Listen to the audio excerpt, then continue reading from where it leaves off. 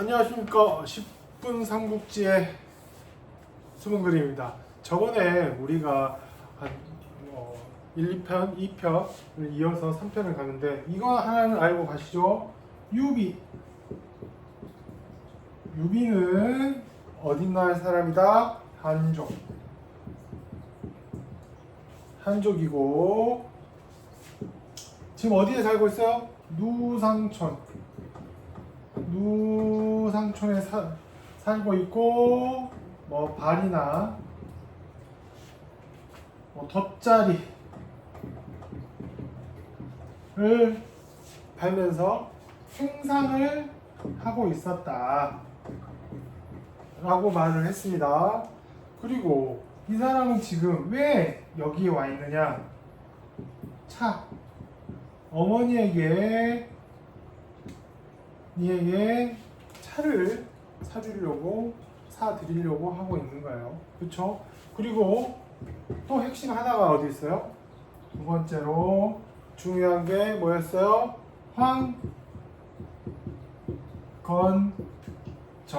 황건적이라는 도둑 때문에 멱살도 잡히고 야 이놈아! 유비는 이러고 있었죠. 자, 이 다음 또 이야기를 이어갈게요.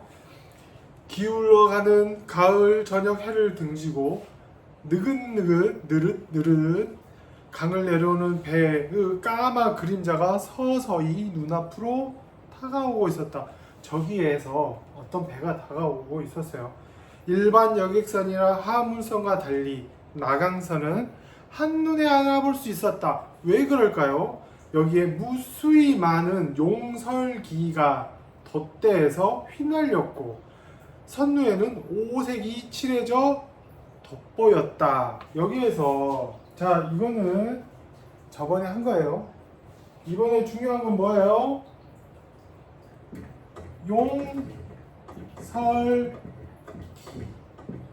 이건 한자예요. 용설기가 무엇인지 다음 시간에 한번 확인을 해보고 직접 써보세요. 근데 뭐 1, 2학년은 모를 수 있어요. 그럼 어머니나 부모님한테 이 용설기가 뭐예요? 라고 물어보거나 검색해주세요 하고 꼭 알고 넘어가는데, 근데 여기에서 한 가지 중요한 점은 몰라도 돼요. 우선 용설기라는 게 있다.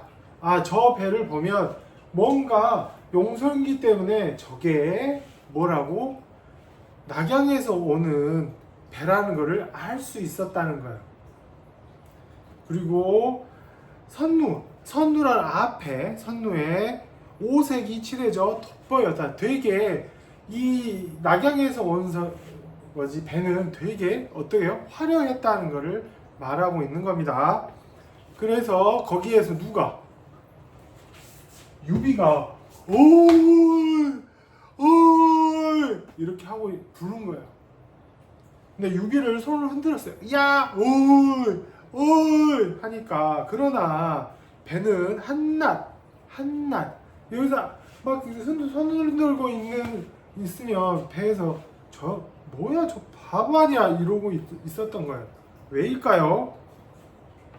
유비에게 눈길조차 주지 않았다고 그래요. 천천히 뱃머리를 돌리고 스스르르 돛을 내려 황하의 흐름에 몸을 맡긴 채 그곳에서 훨씬 하류에 해당하는 연안에 멈춰 섰어요. 100여 호 남짓한 강촌이 있었대요. 거기에 배를 멈추고 오늘 낙양선을 기다린 사람은 유비만이 아니었다.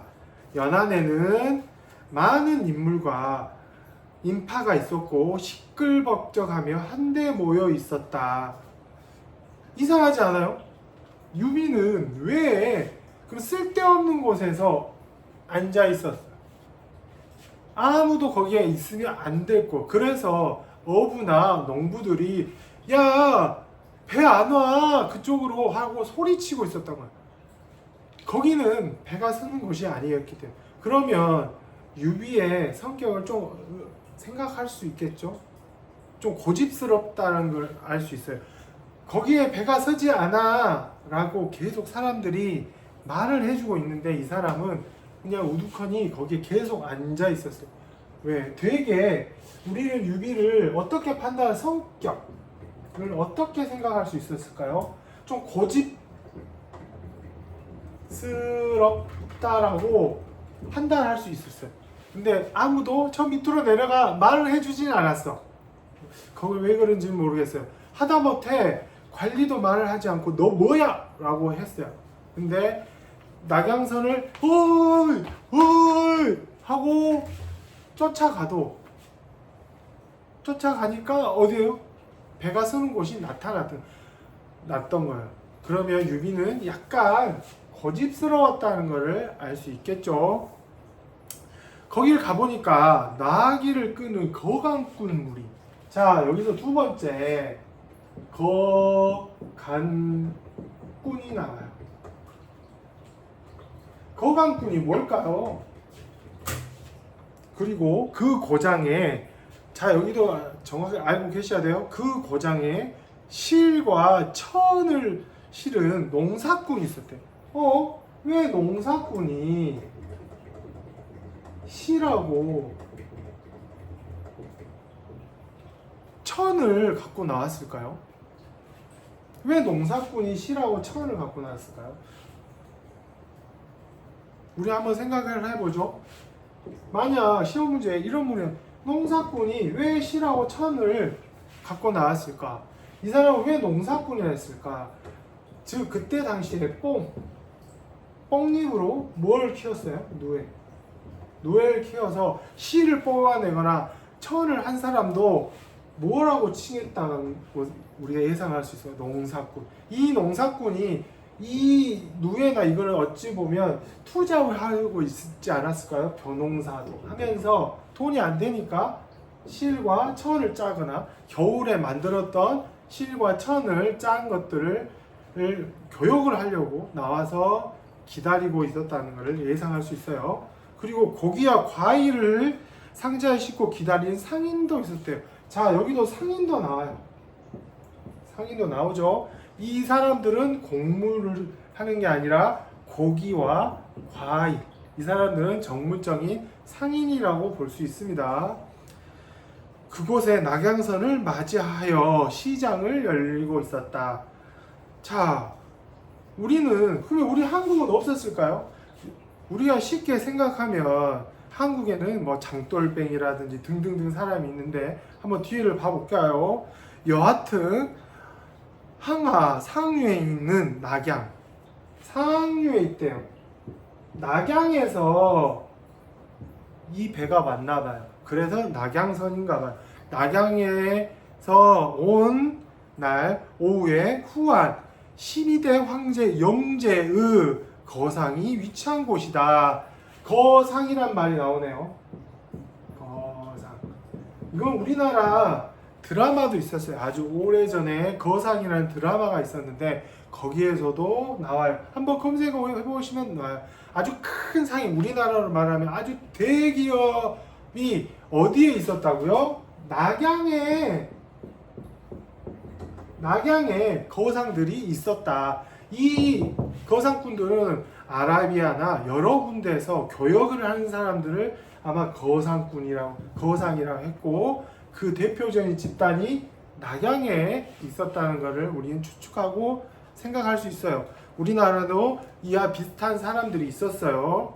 뭐 비슷하기다 임상옥이라든지 거상 임상옥이라든지, 그리고 우리는 장보고도 있었어요. 해상무역을 한 장보고도 있었고, 그리고 조선시대에는 장돌뱅이, 각 지역과 지역을 연결해주는 장돌뱅이도 있었어요. 그런 거를 참 연결해 줬으면 좋겠어요. 이런 것도 한번 제가 다음에 시간 시작할 때 한번 또 설명을 해 드릴게요. 그 배는 온갖 진귀한 물건과 문화의 장수가 대부분 낙양에서 생겨나 중국 전역으로 퍼져나갔다. 황하를 따라서 낙양에서 출발해 각 지역마다 이 거상꾼들이 교역을 했다라고 말을 하고 있는 겁니다. 몇 달에 한 번씩 진귀한 물건을 실은 낙양선이 이 지방에도 내려왔다. 그리하여 연안의 작은 도시 마을 등장이 등 장이 서는 곳에 배를 대고 교역을 했답니다. 이곳에도 마찬가지로 낙양선이 어떻게 했다고요? 배를 대고 교역을 했다고 하는 겁니다. 해질 무렵이 되자 무시무시하게 소란스럽고 어수선한 거래가 왕성히 시작되었다. 나와서 돈을 주기도 하고 이런저런 물물 교환을 했을 거죠. 왜 우리는 물물 교환을 했을 거라고 생각을 하죠? 농사꾼들이 실과 철을 갖고 나왔고, 또 어떤 사람들이 상인들이 고기나 과일들을 갖고 나와서 그 사람들과 한마디 말하면 돈도 있겠지만 뭐로 물물 교환 형식으로도 바꾸어 갔다는 것을 우리는 추측할 수 있습니다. 유비는 그 떠들썩한 아우성과 사람들의 틈바구니에서 이렇게 사람들이 너무 틈바구니에서 어찌할 바를 몰랐어요.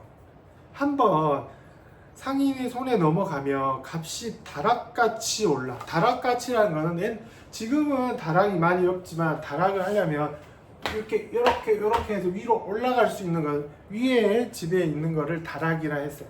그래서 다락같이 올랐다는 거는 가격이 올랐다는 거를 의미하는 겁니다. 다락같이 올라갔다.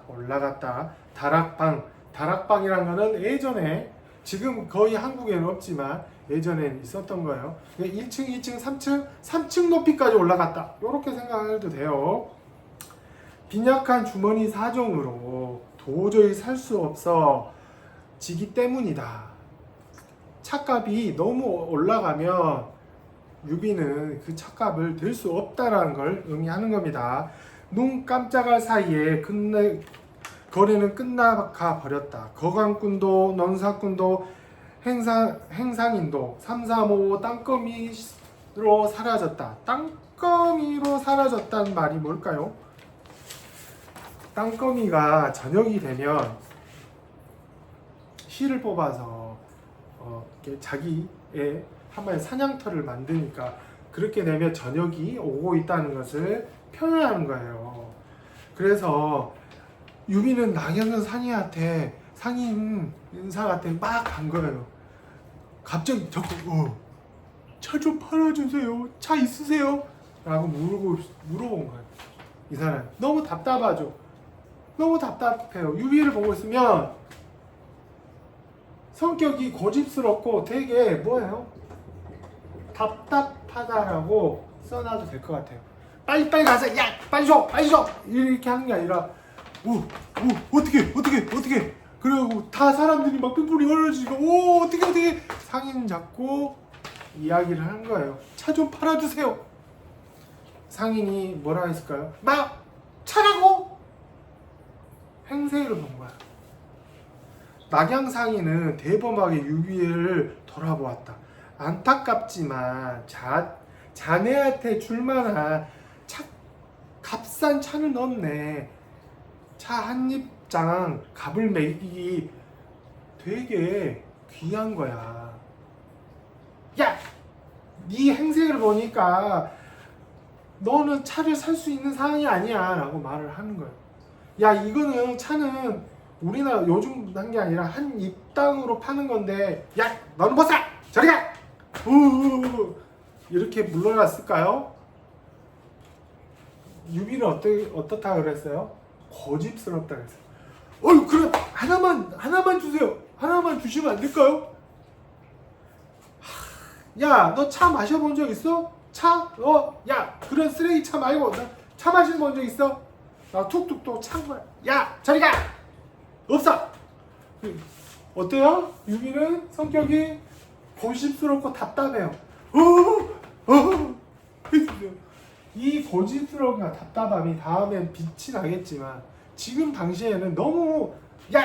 저리 가! 해도 계속 고집스럽게 차를 되게 주십시오. 제발요. 이렇게 한 거예요. 근데 유비의 목소리가 너무 제발. 차가 얼마나 귀하고 비싼지 또 지방에서 얼마나 구하기 힘든 것인지 누구보다 잘 아는 자였다. 유비는 그게 구하기 힘든 건지 아주 잘 알고 있었던 거예요.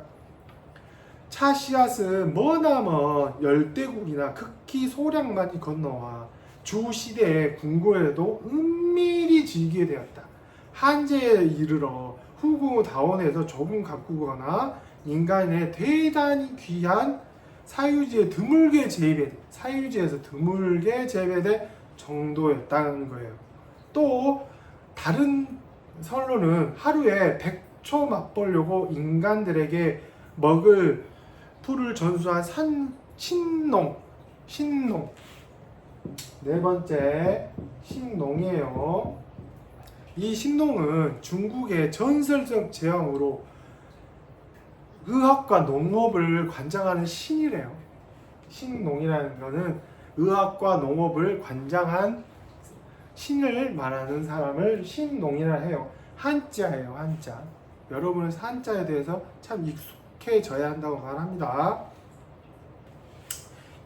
이 자주 독초를 하는데 차를 구해 깨무니 즉시 해독이 돼요. 그 이후로 비밀리에 즐겼다는 이야기도 있었다. 사실이 어떻든 유비의 신분으로 차를 구하려는 행동은 얼마나 무모한지 모르겠다. 그러나 유비의 진실된 표정, 성실함을 차를 사고자 하는 까닭을 설명하는 태도를 보니 낙양의 상인도 마음이 움직였다는 거예요. 대체 얼마가 있길래 그럴까요? 그럼 조금이라도 나눠주면 줘도 좋겠네. 실례지만 자네 그만한 돈이 있는가? 이런 거예요. 여기서 핵심은 뭐 이런 거는 다음에 설명하더라도 유비의 성격을 여기서 파악을 해야 돼요. 이 짧은 글을 읽고 유비는 되게 고집스럽고 답답하지만 어떨까요? 자기 어머니한테 그 차를 하기 위한 효심이 강하다, 강직한 성격이다. 이렇게 여러 가지로 판단을 해볼 수 있어요. 아주 초반이지만 유비는 성격이 고집스럽고 답답하며 효심이 깊고 강직한 성격이라고 말할 수 있어요. 왜냐?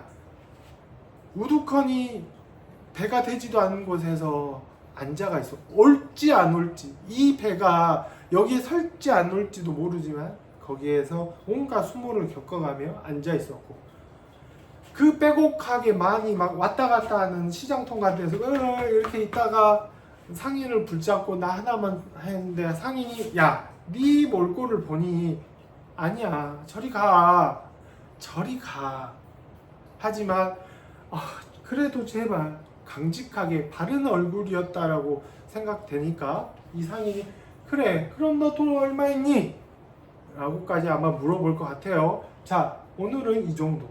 오늘은 좀 많이 길었어요. 왜냐면 요걸 여러분들은 판단을 해야 하며, 요거 유비의 지금 점점 그려지고 있죠. 유비가 어떤 사람인지를 요거를 한번 노트에 적어서 한번 써보세요. 지금은 거의 한 20분 정도 이야기를 했지만 충분히 이렇게 하다 보면 국어를 되게 분석적으로 볼 수 있게 돼요. 이 연습을 삼국지를 끝까지 가다 보면 충분히 할 수 있다고 생각이 됩니다. 오늘은 여기까지 할게요. 숙제는 좀 내줄게요. 용설기가 무엇인지, 거강꾼이 무엇인지, 거상, 한국에는 거상이 어떤 인물이 있었고 그런 것들 한번 찾아보는 게 좋겠죠. 신농, 이거는 한자지, 전부 다 한자입니다. 신농이 어떤 건지, 신농은 농사를 관장하고 약초를 관장하는 사람이에요. 요거를 한번 찾아서 적어보는 것도 어때요? 좋을 것 같아요. 한자도 찾아보면 좋습니다. 그리고 우선 유비에 대해서 이렇게 이런 성격과 그 사람이 일하는 직업, 사는 곳, 왜 여기 와서 차를 사야 하는지, 이 사람은 뿌리가 어디인지를 적어 놓으면 하나씩 하면 좋을 것 같습니다. 벌써 10분 삼국지인데 이렇게 좀 길게 됐네요. 삼국지가 되게 어려워요. 어렵지만 그걸 하나씩 풀어나가다 보면 되게 여러분에게 좋게 될 거고, 삼국지를 처음 접하시거나 읽어보신 분도 이렇게 한번 조금씩 하루에 10분에서 20분 정도 투자해서 출퇴근길이나 아침에 막 일어나서 어머니한테 허락을 받거나 밥 먹을 때 한번 틀어놔도 괜찮을 것 같아요. 오늘은 여기까지 하도록 하겠습니다. 수문구님이었습니다.